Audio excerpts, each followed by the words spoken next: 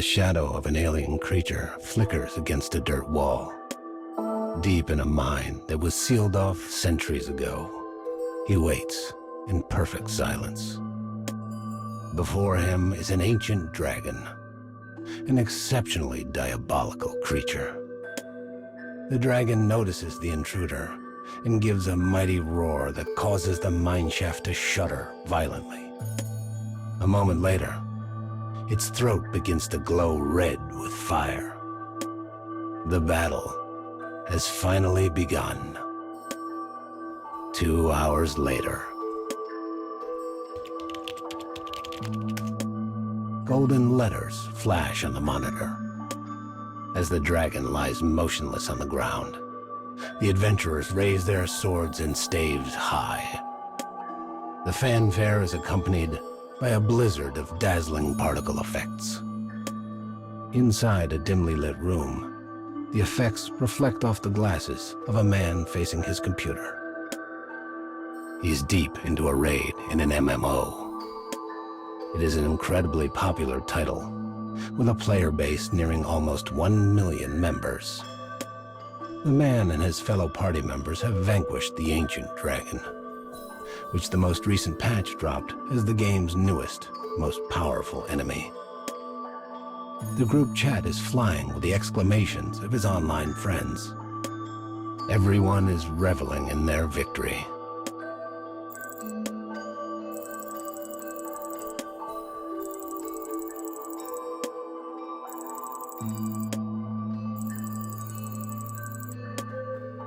The man's avatar is an alien creature named Levania.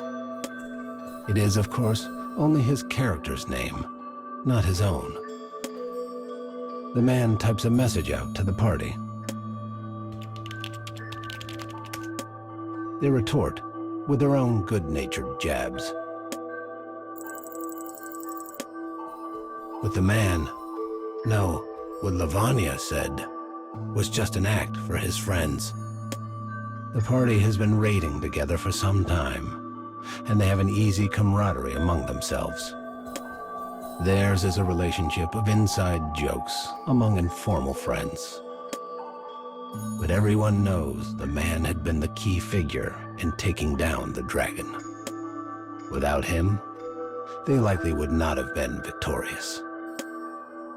As the hands of the clock tick past 1 in the morning, his friends slowly begin returning to the real world.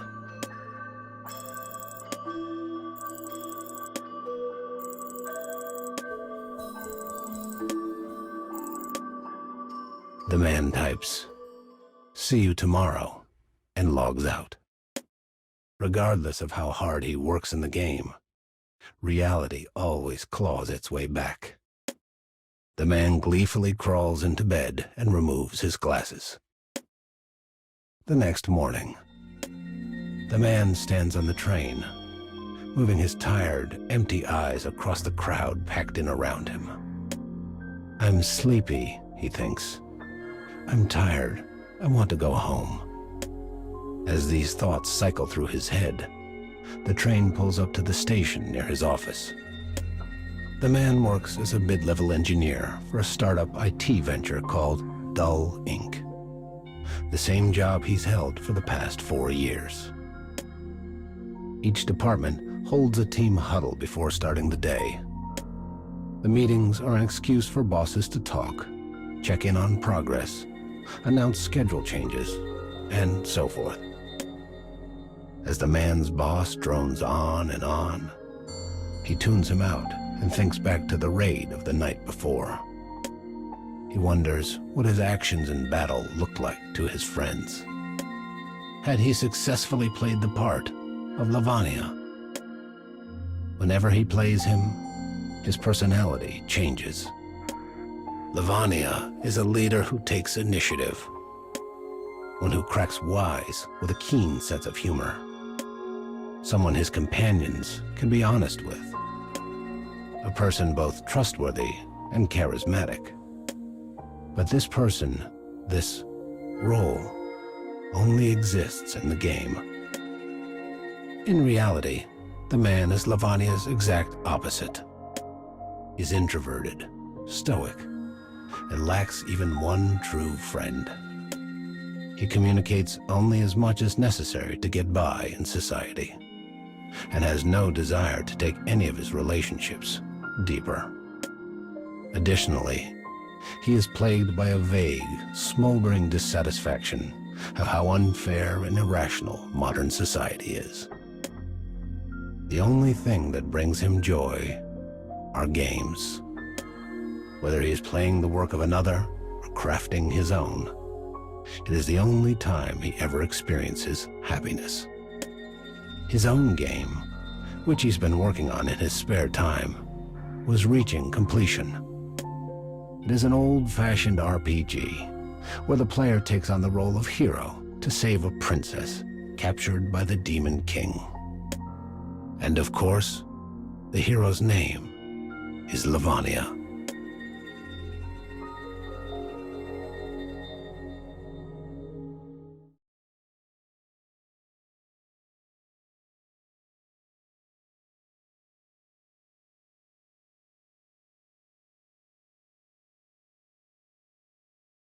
Hey, you listening? The man suddenly snaps back to reality. The team huddle is still going on. He sputters out a half-whispered apology for daydreaming, but it falls on deaf ears. Instead, the boss takes the opportunity to berate him. You know, you could stand to be a lot more productive. Hell, we've got people with half your experience that are doing twice the work. The youngest member of the team graduated from college a mere 2 years ago. Yet the boss misses no chance to praise him for his work ethic. But sir, says the junior member suddenly, he does a lot too. I have a lot to learn, but he's always patient. And he's willing to help with whatever I need. Rather than easing off at this, however, the man's boss doubles down. Do you see that? He roars. That kind of humble attitude is exactly what we need around here. Am I making myself clear? The man glances at his coworker and sees his mouth twist into a sneer. Gotcha, it seems to say.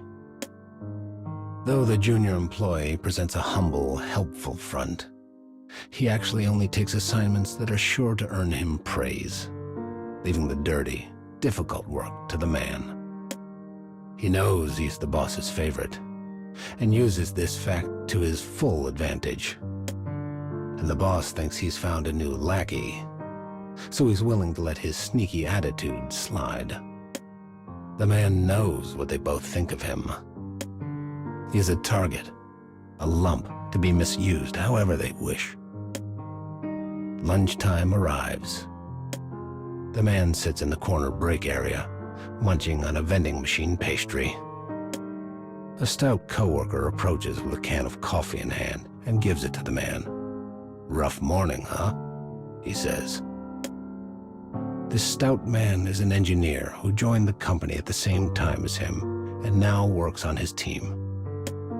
Though not close enough to call each other friends, the man does not find his coworker's thoughtfulness unpleasant. But he also knows him to be the type who tries to please everyone and avoid making waves. Anyway, hope it all works out. The stout man stands there awkwardly for a moment before shuffling back to his desk. The day comes to a close. As the man is packing up to leave, his boss approaches. He wonders dispassionately if he's in for another scolding. It turns out he is. His boss immediately tears into him for one thing or another. But no matter what he says, it will never resonate with the man. This is just a job. It pays for food and a roof over my head. That's all. The man repeats this to himself as he waits for his boss to tire himself out. Eventually, he finds himself standing on the train home. It's full, but not uncomfortably so, and he has room to scroll through his phone as he rides. As he peruses his usual gaming news sites, an advertisement catches his eye. The game development company that makes his MMO is looking for an engineer. He typically scrolls through advertisements almost unconsciously, but this one seizes his attention immediately and refuses to let go. Later, the man sits down in front of his computer. He types a joking greeting in the group chat, and several people immediately respond.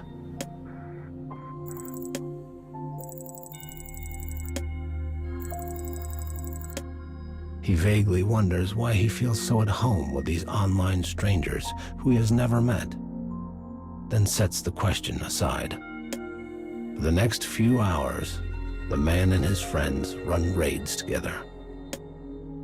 But their attempts go miserably. The party is disjointed and out of sorts, and they end up falling apart at the end. The man apologizes for his poor leadership and suggests a new strategy for their next encounter. His teammates are aware the loss is not the man's fault, so they listen to his plan and offer up occasional suggestions or tweaks. It is a very constructive discussion. Eventually, as always, he must return to reality. His friends log off one after the other, their names disappearing from the screen.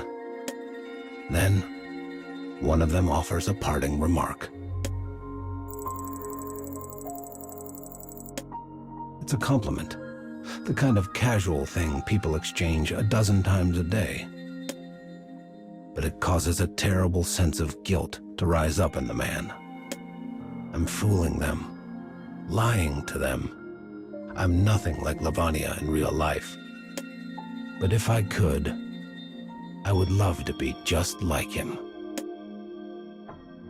Though his body cries out for sleep, the man logs out of the game and opens his internet browser. He arrives at the game developer's website and navigates to the section on open positions. He doesn't want his online friends to know what he's like in reality. He doesn't want them to be disappointed. But if he ever wants to change that, he will need to make a greater change to himself. Stop drifting through life and take some initiative. Levania would know what to do and put a plan in motion right away. In fact, after a brief moment of hesitation, he attaches his resume and sends it off.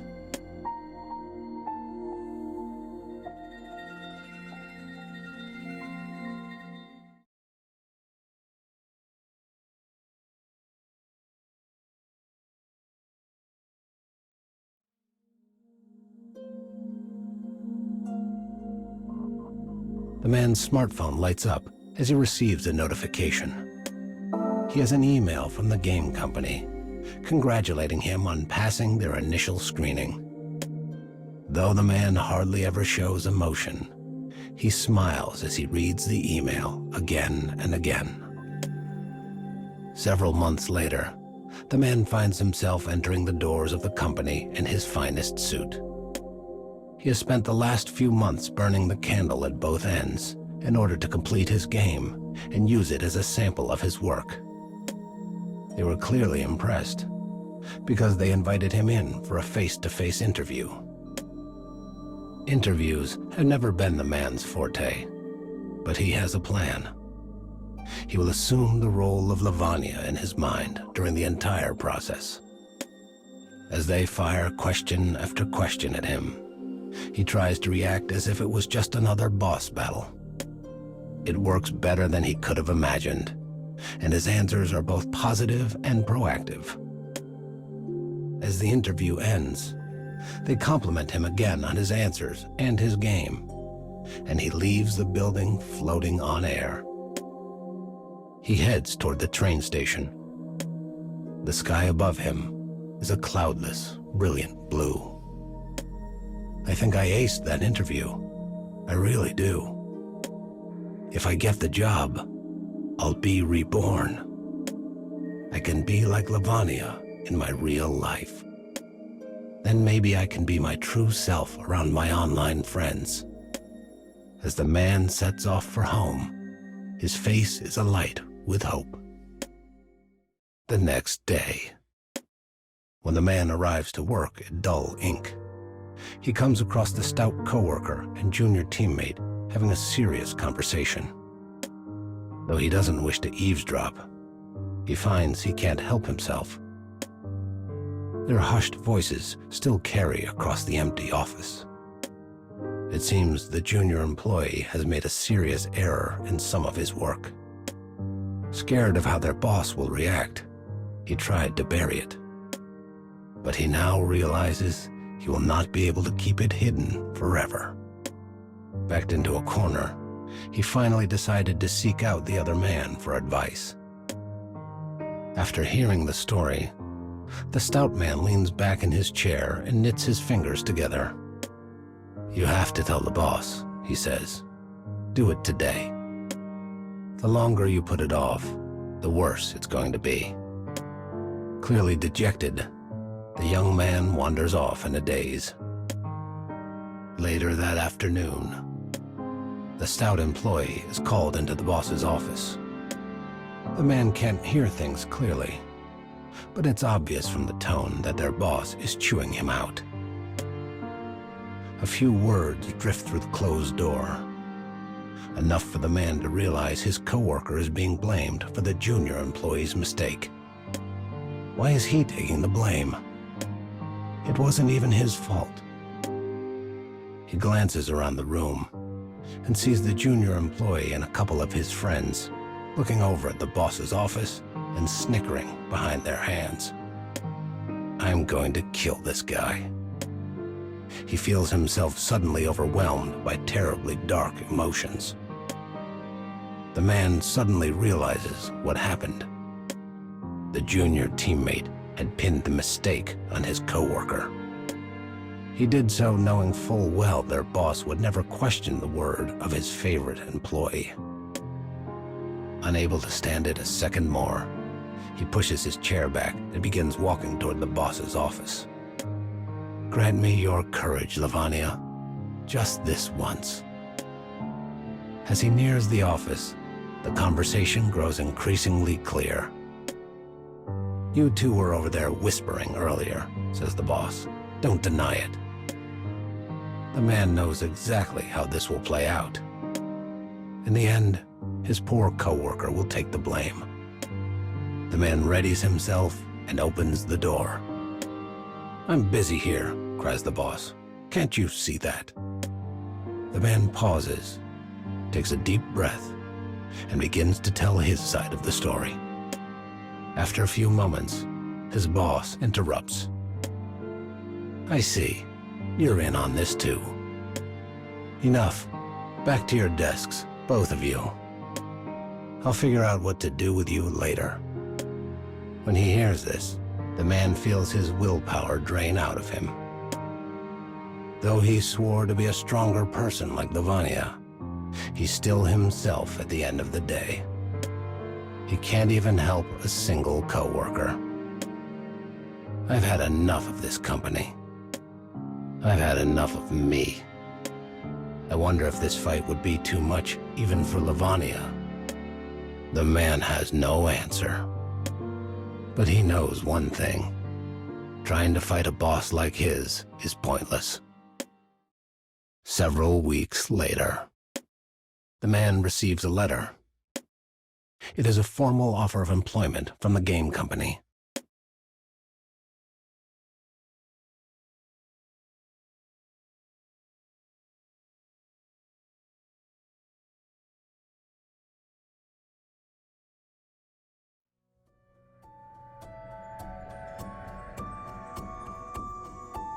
The man receives a formal offer of employment from the game company. The next day, the man walks into his boss's office and hands him a letter. It is his 2-week notice. But it is also noticed that he plans to take the rest of those 2 weeks off as vacation, and will only come back for his final day of work. He will still leave the job with far more vacation than he can ever use, but he doesn't care. He simply wants to get out. His boss receives the letter coolly, showing no particular sorrow or surprise. He then informs the team of his departure during the morning huddle. Soon, word spreads to the rest of the office. After the meeting, the stout coworker approaches the man and places a hand on his shoulder. Thanks for all your hard work, and for trying. They both know what he's referring to. After the incident with the junior coworker, each of the men received a reduction in salary. The fact that he was punished for the fault of another upset the man greatly. But there was nothing to be done. The stout coworker, never one to make waves, simply accepted the pay cut without a word and continued on. That night, for the first time ever, the man and his coworker head out for a night on the town.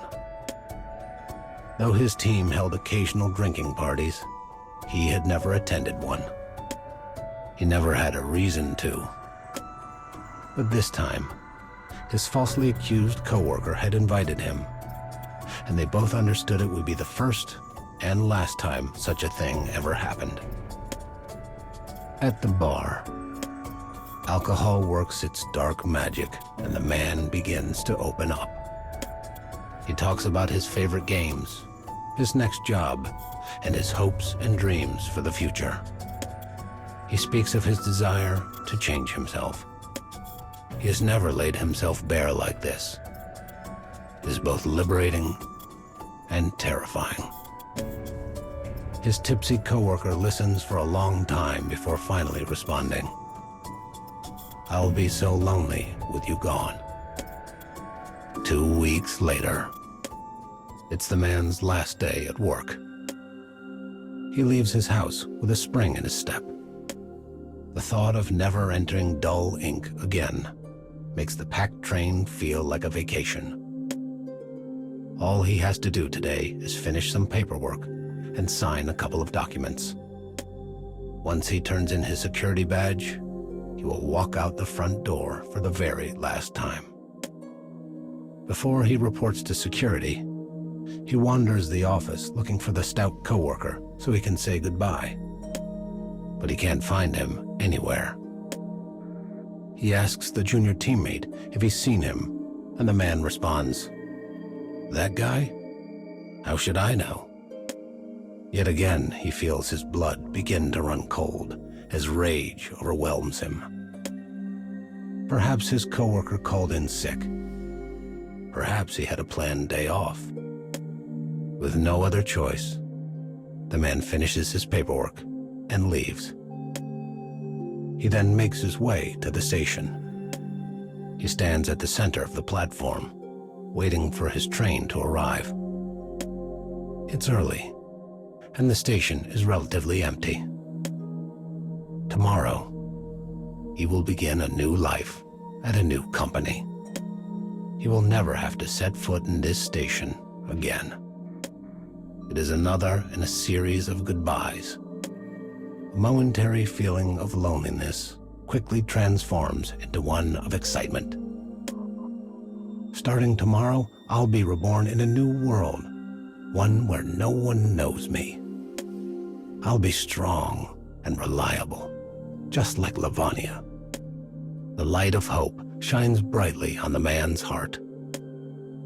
A voice echoes through the station, announcing the arrival of the next train.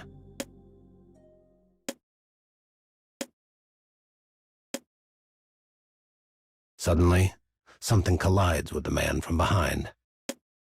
He stumbles forward and goes flying onto the tracks. What happened? Where are my glasses? Oh God, I need to get back. But the man finds himself frozen in confusion and fear. A lone figure looks down on him from the platform. It is muttering something. With you gone. The man's head snaps up. Standing before him was the coworker the man had tried to protect. With you gone, I'll be the one they bully. I can't stand that. I can't stand the thought of you being happier than me. But with you gone, the shrill sound of a train whistle drowns out the rest of the thought. All sound stops, and a silent vortex of darkness. A few thoughts swirl. I don't want to die. I want to keep living. Dreams. Hope. Reborn. I am